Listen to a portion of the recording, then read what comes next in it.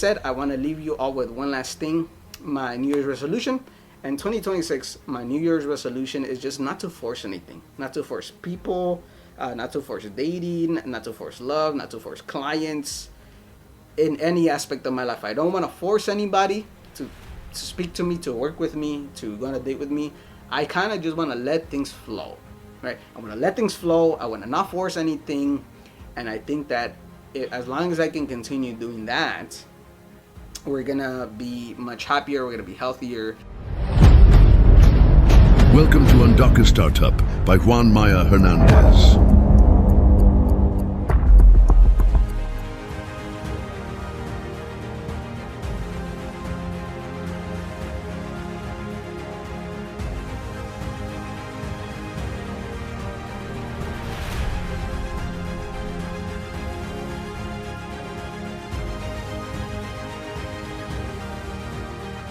Welcome to the vlog, y'all. I'm gonna give you all a little secret, okay? So right now, I am currently passing by some of these houses. Check them out. Like, look at these houses. They look amazing. All right, they look amazing, right? And one of the things that I do, regardless of where the business is, regardless of how much money I make, is I drive around these houses because I want one of these houses in the future, or I want some of these houses in the future, and it allows me to think in terms of abundance that there's enough, and it allows me to dream, right? Like the thing about me is, I think the hardest part about building a business is really that self-belief. You know, that self-belief when things don't go your way, that self-belief that things are gonna work out eventually, is essentially what keeps me going, you know? And it's also about being grateful for everything that you've accomplished this year, right? Like this year, it's been a great year for Undock a Startup. And I've learned so much. But like, just looking at these houses, it just motivates me, you know? I'm like, okay, like, I don't think these people are better than me. I also don't think that it's impossible for me to not get there. I just think it takes some time, and I have full belief that I'm gonna get there. You know, I have full belief I'll be able to reach my goals. I came from a low-income background, right? I had epilepsy when I was younger, right? I aspire to be wealthy in the future. Like, it's not something that I shy away from. It's not something that I'm just like, oh, it's not gonna happen because X, Y, Z. No, like, yeah, things happen, and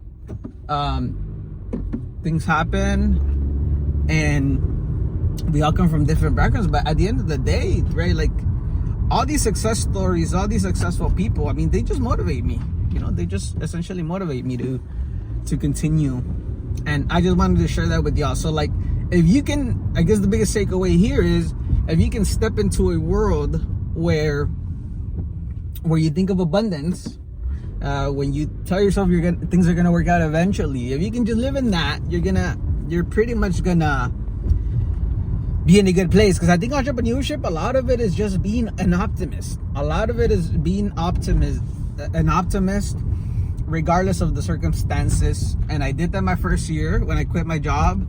I did that the second year, okay, and then I did that the third year, right? The first official year, I was doing it part-time. Second year, I did it full-time. Third year, I did it full-time. So yeah, I'll leave that with that. So allow yourself to dream.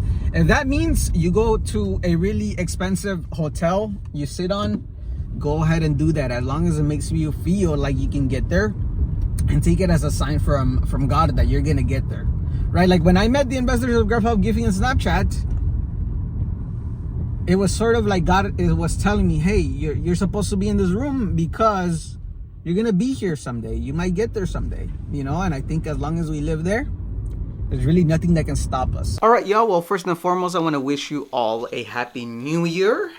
I am wishing you all the best this year, all the success, all the love, all the happiness you can all receive. And I'll start off with that. I want to end up with some lessons from 2025 that I'm taking into 2026 on the business side, and then on the personal side, I want to talk about just one resolution. All right, and I have all the lessons right here written down, so we're gonna jump right into it. Lesson number 1 on the business side: hire based on performance, not emotion. One of the biggest mistakes that I made this year was hiring people because I felt like they needed the opportunity. Huge mistake, ended up costing me thousands. And I am no longer going to do that. When I hire somebody, I'm going to make sure that it's based on performance. Lesson number 2 is to have and focus on one flagship service or product. When you look at the big companies this year, I really started looking at how did the founders of McDonald's build the business, right? How did Ray Kroc build the business? How did KFC build the business? How did the founder of Home Depot build this business? And if there's one thing that comes to mind, is that they always just focused on one thing. When you go to In-N-Out, you only buy burgers. When you go to a doctor, you don't go to a doctor that can also paint, that can also do dentistry. No, you go for a specialist. And that's something that has helped me this year grow the business, right? Like having and focusing on one flagship service. Right now, I'm currently known for the bootcamp, and I want to continue that way going into 2026. Lesson number 3 is to plan for next year right now. So that means that I should start having conversations now. I should start having conversations at any moment. So even if we don't land something this year, can we land something for next year? So like that, we don't deal with cash flow problems. Lesson number 4 is to act fast. All right, speed loves money. So take less time from sending a proposal. Take less time from getting back to somebody. People really value that. I went from sending my proposals in 2 days with my potential clients to sending my proposals in the same day within an hour or so. And I'm trying to get that much faster. The way that I'm going to get there is just having templates, having prices, all that stuff ready to go. Lesson number 5 is to meet clients where they currently are. So one of the reasons why I didn't end up working with clients this year was because of the budget constraints, was because they're experiencing budget cuts. So going into 2026, I'm trying to look at, is there something else that I can make? Not shying away from the flagship offer of the bootcamp, but that it could be more accessible to more partners, so I could continue building the credibility, continue to bring entrepreneurship into every single campus that has undocumented students. So that's another big lesson right there. So meet them where they're at, and I am already brainstorming that, looking at that. Lesson number 6 is to budget smart. Right? Because one of the biggest things that might kill my business, like I mentioned, is just running out of money, right? So we have clients. We're able to live off of what we make because we have low amount of costs. But one of the things that I haven't been doing the best at is just budgeting, right? Like looking at my numbers. I tend to look at my numbers every quarter. Maybe I start looking at my numbers every month, every week. So like that, I'm like, okay, I'm making sure that I'm investing in the right things, really looking at the ROI. I think I've made some investments that we didn't really see a return, but I need to be more strategic on that. Lesson number 7 is to understand your bottleneck and do something about it, right? Like I told you on my bottleneck is the cash flow, right? And again, we're still very early on in the business where cash flow is still going to be an issue. But at the end of the day, I have to do something about it. Whether that's a part-time job, that's something in the cards, right? Like we're looking for that. Whether it's for coming up with a new offer within the business so that we can continue to scale this, that's also another thing. Whether it's to reach out to more people outside of where we're currently operating in, we're going to have to do that. All right. Now, lesson number 8 is to go all in. All right. If there's one thing that I've learned, the first year when I had this idea, I tested it. I was doing it part-time. When you go full-time, when I went full-time, I increased by 3x the amount that I did the first year on the second year. Then this is like the third year, but it's officially my second full-time year doing this business full-time. And I'm continuing to grow, y'all. But this growth has come from just focusing on the business, going all in, trying to make the offer better, trying to reach out to more people. And essentially, one of the things that I realized is to get to my goals, I'm going to need to go all in either on one side. And the thing about me is, do I burn all the boats and just go all in? So far, when I've done that in 2024 and 2025, it's worked out. Like, yes, we deal with cash flow problems, but it hasn't gotten to the point where I ran out of money. I had to borrow something, right? Maybe I've had 1-2 weeks where I needed money, but it hasn't gotten to the point where I'm going broke, right? And I think that's the most important thing that I'm looking at moving forward. Number 9 is to either find a part-time job or a new offer for cash flow management. right? Cash flow. When I talk about cash flow, I just mean, is there enough money coming in every single month, right? I haven't. Maybe I've shared this a little bit, but essentially the way that my business worked in 2025 was January we had a good month. Then February we kind of went down. We don't have nobody. Then in April we had something else. Well, again we went down, so we were just burning money, and then we go up back up again with the income, and that's what I mean by cash flow. Like, not that we don't make enough. It's just the frequency of it is not there. And I have a few ideas on there, but again, right, like, we're gonna have to make a decision eventually, whether getting a part-time role or just doing the business full-time again. I mean, coming up with a new offer, that's another lesson. Lesson number 10 is that brand is everything. This year was the year that I rebranded to Undocumented Startup from Prepare. So the name of my LLC is Prepare because I wanted to build a brand around that concept, right? I've always said, like, if undocumented entrepreneurs were given the tools, they knew how to prepare, imagine where they would be successfully, right? If they were given the tools, the resources, the people, the allies, the tools, and that's what initially happened. But about a year ago, I did meet this DACA millionaire, and I told him about my vision, and he told me, why don't you name it something that is more in alignment with what you're trying to build? And at that time, about 2 years ago, my concept was to build an immigrant biz hub. That was essentially like an MVP that I launched. I ended up moving away from that because I was like, I don't want to help out all immigrants right now. I want to focus on my niche of Undocumented students. And that's why I rebranded to Undocumented Startup.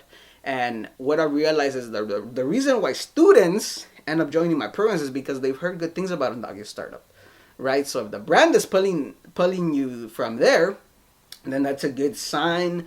I started asking questions. What does Undocumented Startup mean to you, to the students, right? I started asking questions. I started getting more testimonials from allies that do care about this community. And I think as long as I can continue in that trajectory, people are going to continue wanting to support, partner, and join the Undocumented Startup program. So brand is really everything, especially as we're moving into an AI era. So I'm looking at, like, the content strategy for 2026. Maybe we do a little bit more lives. Maybe we do a live stream. Maybe we do a lot more behind the scenes. Maybe we dive into these vlogs, right? Additionally, and that's something that I want to continue doing. So brand is everything, really, right? If you're able to build a brand, people are gonna come to you.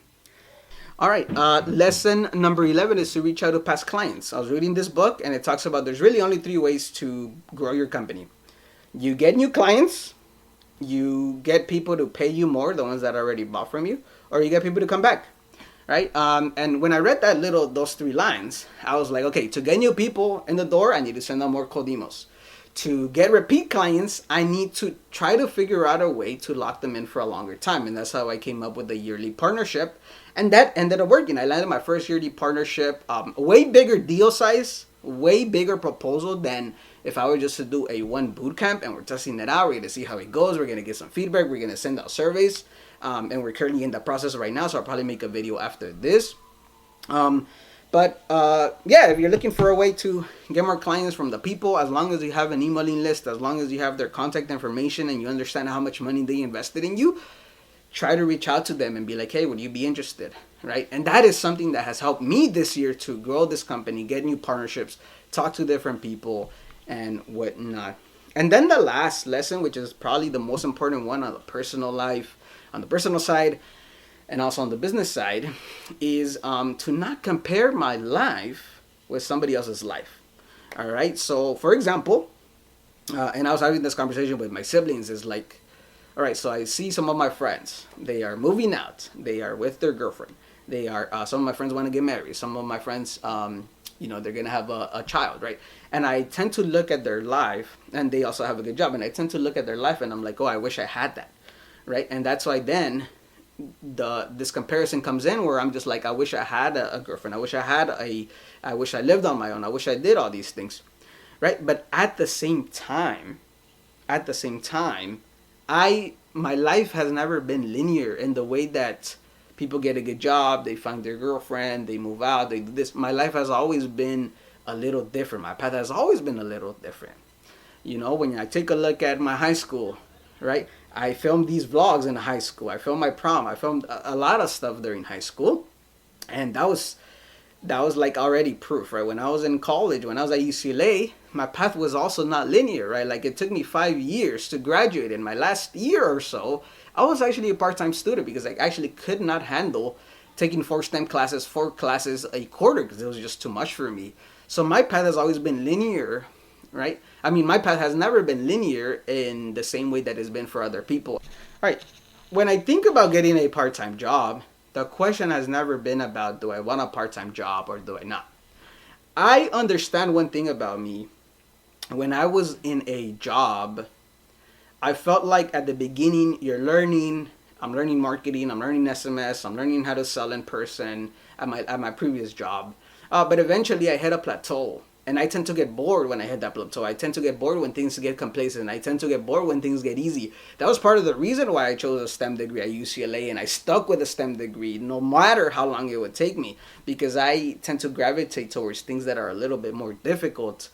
And that's already like one proof, right? And when we look at my goals, there's people that think in billions, there's people that think in millions, there's people that think in thousands, there's people that think in hundreds.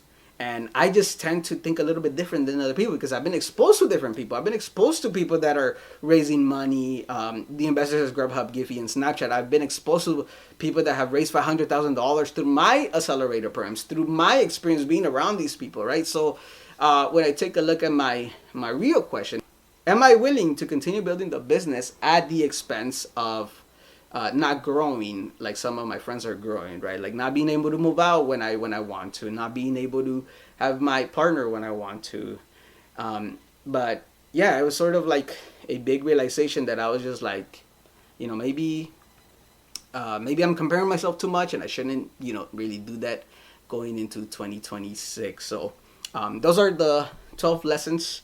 So essentially, I don't want to continue comparing myself. And everybody's thought of success is a little different. Everybody's thought of happiness is a little different. I personally enjoy the work that I do. I personally enjoy filming these videos. I personally enjoy, growing the biggest business in town and then uplifting others. That's always been my mission, right? Like imagine we get to the point where Andaki Startup has this huge media empire, and then we're able to bring on people, we're able to do interviews, we're able to have a seed fund, we're able to have a venture capital fund for all of our founders. I think that that's the ultimate vision, and I think that as long as I can stick to that, and I'm okay with delaying other aspects of my life, I think I'll be okay. I think I'll be okay.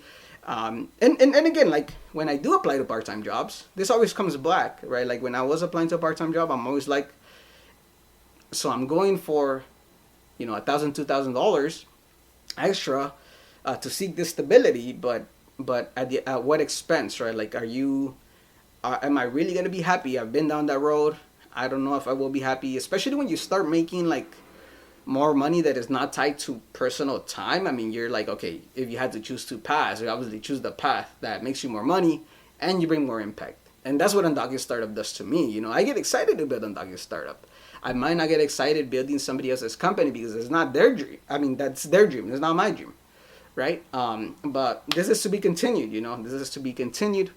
But yeah, now with that being said, I want to leave you all with one last thing. My New Year's resolution. In 2026, my New Year's resolution is just not to force anything, not to force people, not to force dating, not to force love, not to force clients in any aspect of my life. I don't want to force anybody to speak to me, to work with me, to go on a date with me. I kind of just want to let things flow, right? I want to let things flow. I want to not force anything.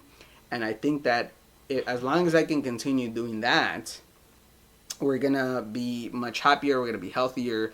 And I just want to try to focus on myself a little bit more. Maybe for others it might be a little selfish, but in 2025 I got injured a lot, right?